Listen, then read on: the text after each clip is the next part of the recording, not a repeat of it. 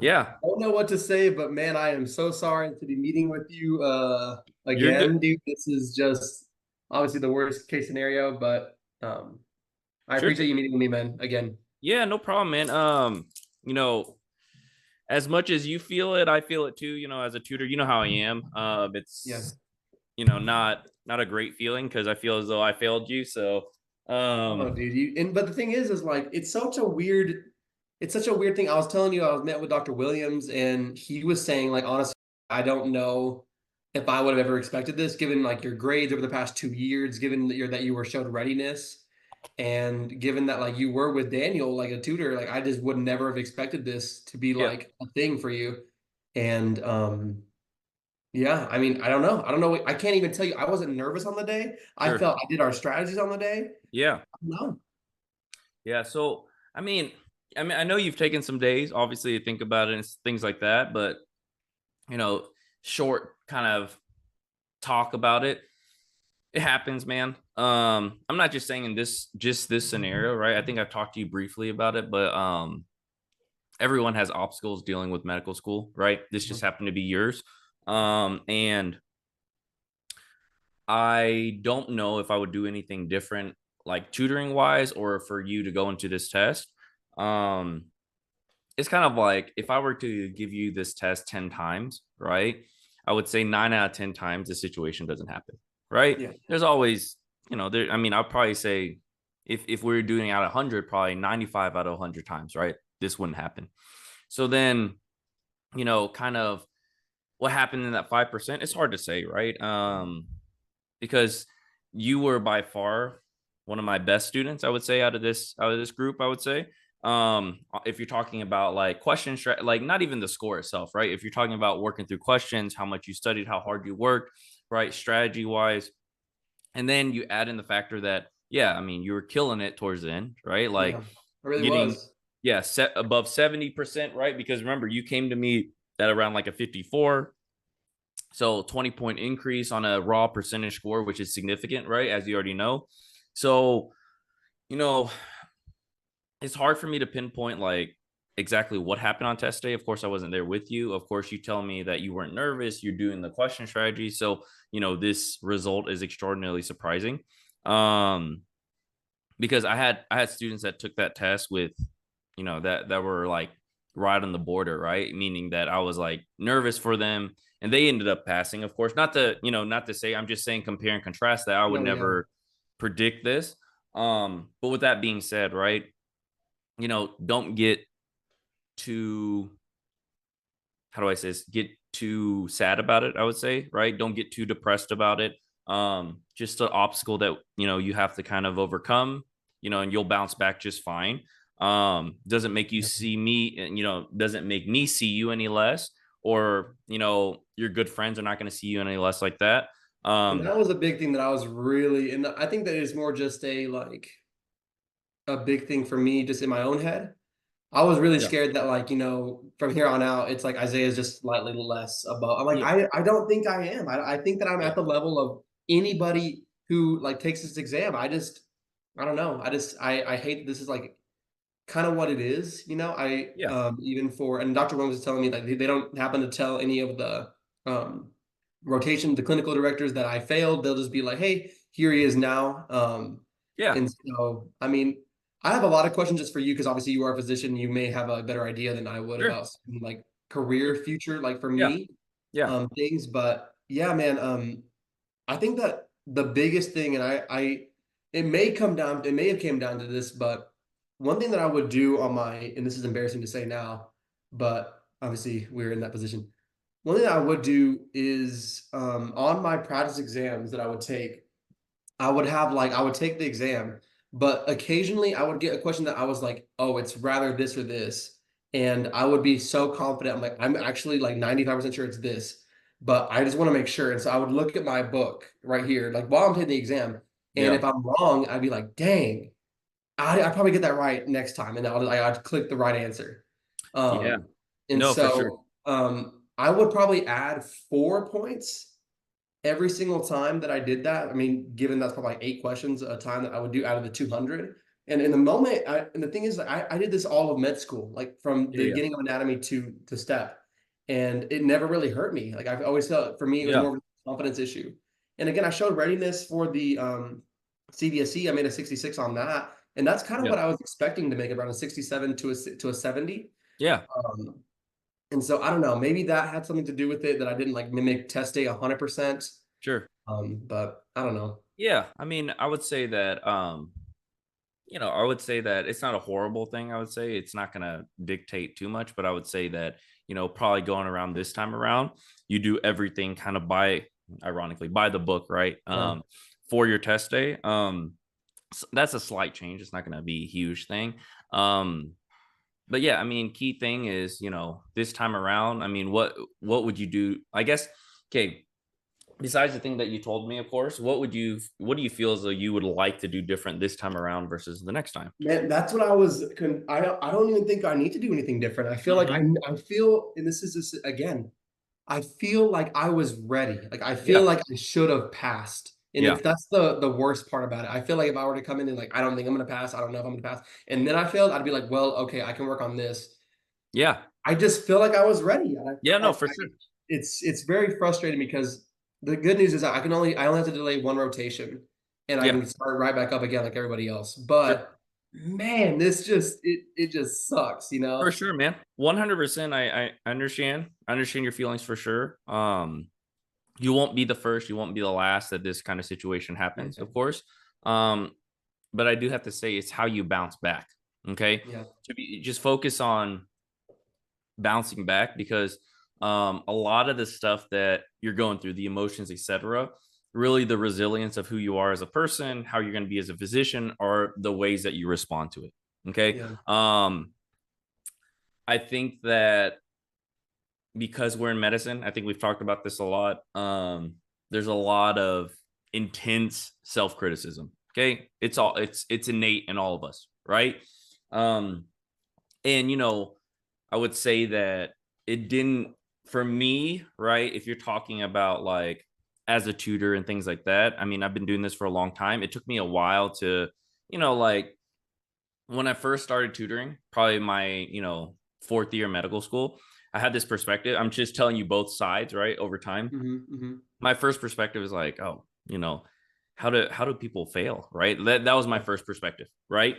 And then as I started tutoring more and more, I started to realize it has nothing to do with the person. It has nothing to do with the quality of medical students. Usually everyone is a hard worker. It's just no one had, most people don't have direction, Hmm. right? And then I started to see like, oh, it can happen to anyone on any given day, right? You talk about situations that are one and done's, right? So like I said, 95% you're going to pass this test. Maybe you had an off day, don't know what it is, right? Could be anything, right? But it's a um one event, an in number of one.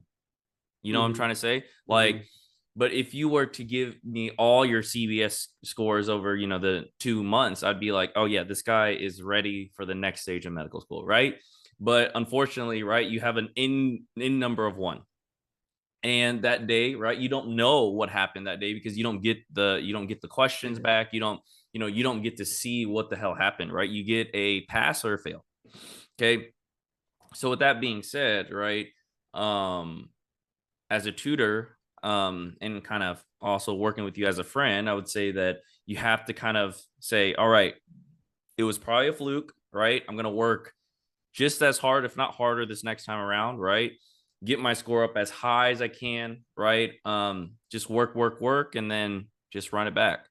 Yeah. Um, and if you're talking, what other questions do you have before we go a little bit more? What other questions, So concerns, things like a that? big thing that I had with that is that I came in confident. I felt like I knew my material. There's I guess some nitty gritty stuff that I have. But the first thing is this, like, man, I don't know how confident I'll feel this time because I feel like I'm gonna feel the exact same way. I feel like I'm Yeah, gonna feel ready. I'm gonna go in there. I'm gonna feel like it wasn't that bad, and then I'm gonna walk out and be like, well, I felt the same way to leave because I again, it was so weird. Felt ready. I was taking it. I'm like, this isn't that bad. Like, I think I can do this, and then I fail. you know? Sure. And so I feel like this time I wish there's better indicators of like, oh Sure. yeah, because I think I'm gonna feel ready. I think I'm gonna go in there confident, take it, and then say, hey, I don't think it's that bad. And then I'm gonna walk out and like, oh frick, like I don't know if I passed or not, you know? Sure. So on a feeling standpoint, I think I've told you this before. I think on a feeling standpoint, on these tests, you can never really tell like how good your feeling is.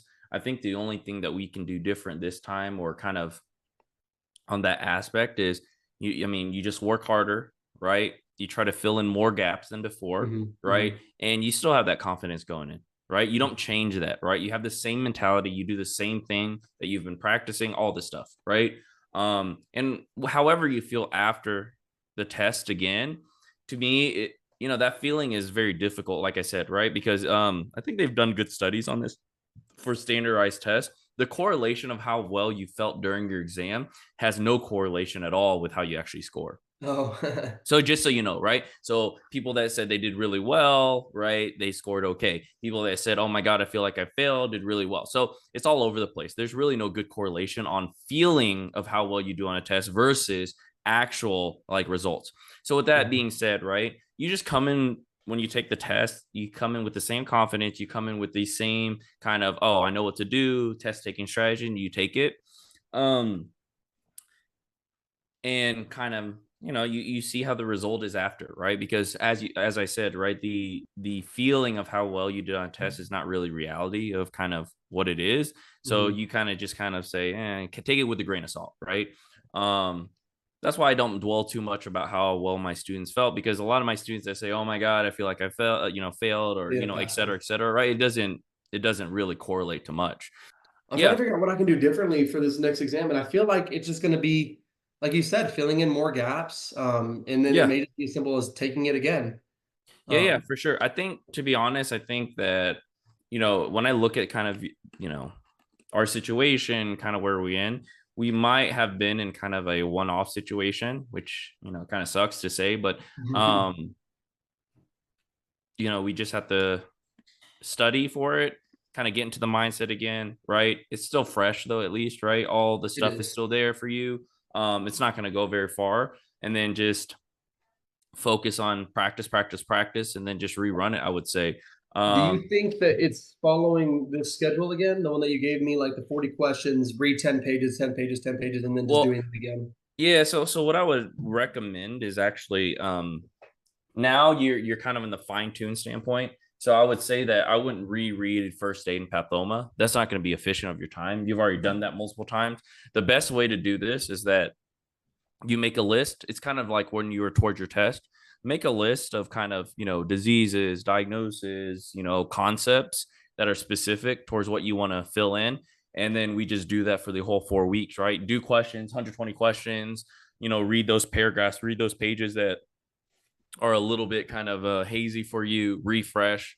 And then, of course, every week I would still say take a practice test, right? So that's another thing. Sure. I did all of them. Sure, sure. So what I Um, would do is, if I were you, I would do the ones that are oldest towards your memory, if that makes sense. okay. Yeah. So the one that you took first 2, 3 months ago, I would take that again, Mhm. just to get into the mindset of, okay, I'm sitting for a test, right? I'm doing my, doing all my question strategies on a, Mhm. longer standpoint, et cetera, things like that. And talking about that, when are you planning on taking your test? So he did tell me he thinks I'll be ready in like a couple weeks. He says Yeah. I'll feel like about confident again in a couple weeks to take it. Yeah. Um, but he did say I have to have a passing score before July 7th. Yeah. And Okay. so we're thinking like maybe um May 30th, like the May 26th week through May 2nd week. So like anywhere from like May 26th to June 7th. Okay, sounds good. Yeah, Um, we can target that, no problem. Um, but yeah, I mean, I think that's what I would do in your position, right? Um, do kind of the oldest uh exams first that I don't have memory yep, of. every week on like a Friday or a Saturday, review that, right? Kind of go through the motions again, get your mind kind of, ready, and then go through a ton of MD boost questions. And the way it'll work is it'll just wrap around, right? Yeah. Um, I'm already at that phase where I'd be wrapping around. yep. Um, So just keep clicking next, keep doing questions, things like that. Yeah, I mean, I would say now you're just trying to get back into the groove of things, um, and just review kind of topics that you feel a little weak in. I guess the main thing is focus on the. I think for you, it might be less of a content thing, right? I would say focus on the mentality standpoint, right? So your goal within these next 3 or 4 weeks, of course, follow the schedule, get back in the groove of things, study, right? Work hard. But every time you sit down to do a question, just act like, oh, this is an exam, right? This is a yeah. question on my exam, and get your mind kind of conditioned for test day, because I think on your standpoint it might be a mental thing. Maybe you were a little bit too relaxed. Maybe, I don't know what it is, right? But Yeah, I was actually gonna ask you that. I feel like for every major exam, this is obviously a very loaded question. So like if you don't know, it's totally fine. sure. For every major exam I've ever had, ACT, MCAT, this exam, I felt like my knowledge of the material was above what I got on the test. And Yeah. I've really gone in confident every single time because I knew my stuff. Yeah. And I just there's always seemed to be a disconnect between like how I do. I only got like a 503 on my exam on for an MCAT, and that I don't know if you know. Like, did you have that grading scale, or did you have the other grading No, scale? I did a great. I guess the best way is what percentile were you at? Give me a percentile, because that's going to be Oh normal. man, it was like 50, 50 like the percentile. 55th percentile. Okay, gotcha. Yeah, so I would say that that's the case. Then it's we got to get you on a mentality standpoint, right? Like every time you do a question, put yourself in that situation, right? Right before you start doing questions, you sit there for about maybe a minute, 2 minutes. Put yourself in. Oh, it's test day. And Okay. and then granted, I have done literally what I told you. Like every single time, I've like looked up answers as I was doing it, taking a practice exam. So maybe that is Yeah, that the might be your biggest case, thing. because usually I would say, if you do that, what ends up happening is that it'll give you this false sense of security, right? Yeah, So you want to think of it like this, kind of like I told you before. You want what your score is to be what your score is. Also on top of that, you want to, like, when you see something, you're going to be like, you know, get the wrong mark, right? So hmm, that you can learn from it, right? Because on the real test, right, your mentality is going to be different. So you need to make sure you do everything down to a T, right? Don't check answers right until the very end, right? Really kind of get a score up, face value, right? Because it also changes how you think through a question. Because on a mentality standpoint, if you're taking a test and then you're looking up answers, even if you get it right, you're like, it gives you that boost of confidence to do the next couple questions, right? But yeah, really, your mentality is you need to do the whole test before you see a result, because that's how the test is, right? yeah, So no, exactly. definitely for sure. But yeah, I think we need to build kind of that mentality of test day mentality. If you've had kind of a history of, oh, when I take standardized tests, I'm not really performing how I usually perform, then the way you got to do it is, it's kind of like, how do I say this? It's like training your mind to be kind of like you're imagining that you're in that situation. It's kind of Hmm. like, when, people do sports, or, they, for instance, Formula One drivers, right? They can imagine exactly each turn in their brain, right? Yeah, So they're simulating that in their brain. So you need to be doing that every time you do a practice question, so that when it's test day, you're already in that mode for the past couple of weeks. Um, but yeah, I would say that, your my key thing for you is you got to keep everything like the test when you do questions. Of course, yeah. when you're reviewing and things like that, that's out of test mode, right? You're Mhm. learning, you're reviewing, you're getting these topics, right? All that stuff, right? And so, definitely for sure, I think that's going to be our main thing here. Okay. Um, Another thing I was gonna ask, Sure. is, obviously this is gonna be seen by residency programs, by people who don't know my story. And obviously, you worked with me, you feel like I could be ready for the next level of Yeah. training, medical Yeah. education. Um, I I have other things, like I just got published again yesterday, so I have Sure. 5 publications now, and Sure. so I'm gonna have at least 14, I think, after everything's said and done. Sure. But man, like, do you think and again, I'm not really shooting for ENT. I'm not shooting for like derm or like plastics. But do you think, man, that I could be okay, Yeah, like I doing mean, something I you'll be wanted to okay, do? man. I would say you'd be okay. It's not, like I said, it's not the end of the world. It might feel like it, but it's not. Um, you have to understand that when programs look at an applicant, it's a holistic thing, right? Step one, failing step one, yeah, of course. I've been on the other side, and like interviewing, looking through applications, things like that. Yeah, of course, it's a red flag, right? There's no good way around it. I would No, be for like, sure. oh, this guy failed step one, but on top of that, right? Does he bring anything else to the table, right?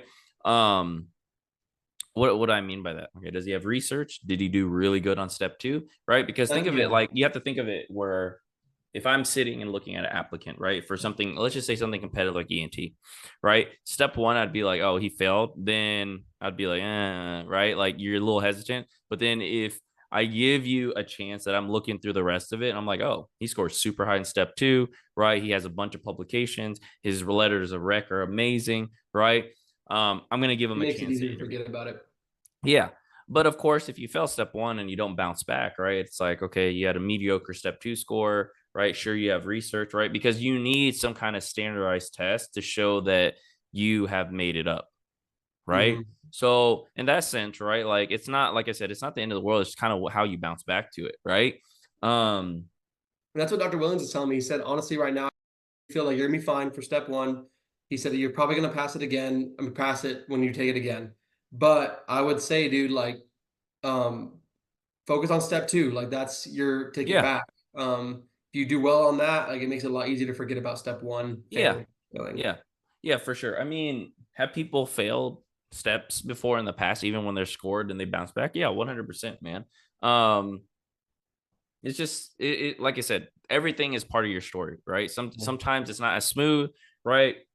But some people bounce back really hard and they score great on step two, right? So it just, to be honest, it just really depends on you, right? It's not like Mhm. this, like, oh, this is it, this is the axe, right? Like I fucked my career up. It's really not that. It does feel like that at the time, but I do have to say that it's not like that, right? It's really how you bounce back. Because if you kind of roll over and say, "Oh, this is it," then it probably will be it, right? Like you're not Yeah. making it up, right? And yeah, I mean, you still okay. I mean, talking about this conversation, um, you have to remember at the end of the day, you're going to be some kind of physician. Doesn't matter what it is, but you are going to be a physician, right? And that, yeah, Finishing, exactly. yeah, finishing through med school, you're going to be a physician, right? Doing something competitive, that's a different story. If you want to do something competitive, then you got to bounce back, right? But let's say I'm just giving you a scenario here. Let's say you passed everything, right? You passed your step one the second time around. You passed your step two. You get an okay score, not great, right?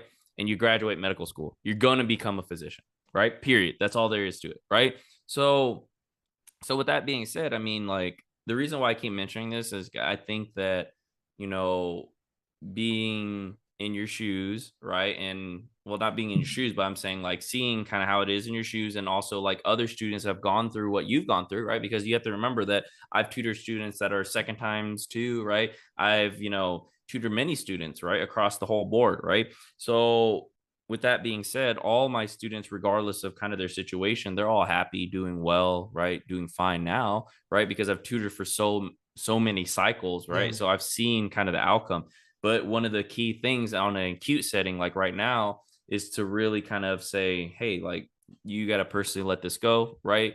Emotionally standpoint, if you kind of dwell on it, it's going to eat you alive, right? And then you can't bounce back and move forward, right? That's going to be kind of one of the key things, right? Because, we never talk about it enough in medicine, but yeah, we're type A personalities, we're highly driven, right? Which increases your risk of anxiety, depression, right? And so you can't let, an in number of one dictate who you are, right? Is usually Yeah. what I say.